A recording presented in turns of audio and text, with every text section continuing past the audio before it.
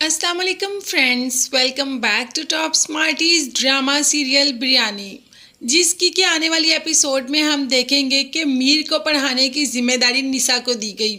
अब निशा ये सब काम नहीं करना चाहती क्योंकि उसको तो अपनी स्टडी में इतना टाइम लगता है, तो वो मीर को कैसे पढ़ा सकती है।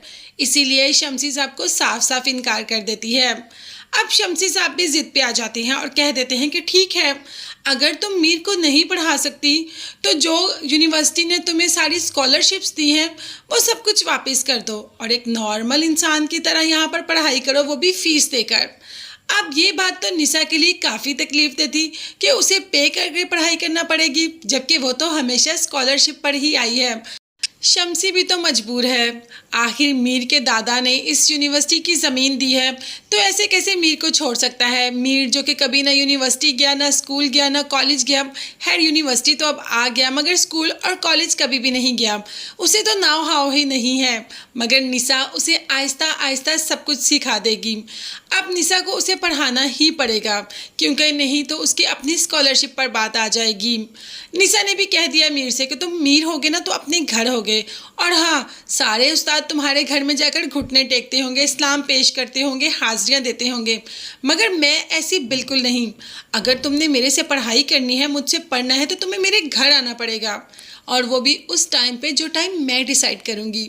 मीर तो निशा की बात फ़ौरन मान जाता है।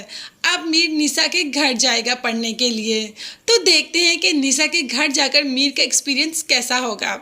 अभी तो निशा ने अपनी माँ और अपने मामू को बता दिया कि एक बहुत ही अमीर लड़का आ रहा है, देखते हैं कि कैसे बिहेव करता है। वो तो मजाक की सेंस में बता रही थी, मगर माँ ने कहा कि ऐसे किसी की टांग नहीं खींचते। मगर निशा को तो ये सब करके बहुत मज़ा आता है।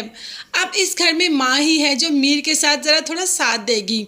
निशा और मामू तो बिल्कुल भी नहीं साथ देंगे, उनकी तो बस नहीं चलेगा कि मीर अब भी यहाँ से चला जाए, इसीलिए तो उसे यहाँ से भेजने की प्लानिंग ही करते रहेंगे। खैर, मीर अपने घर का आसाइश, सुकून, आराम छोड़कर निशा के घर आ जाता है पढ़ाई करने के लिए।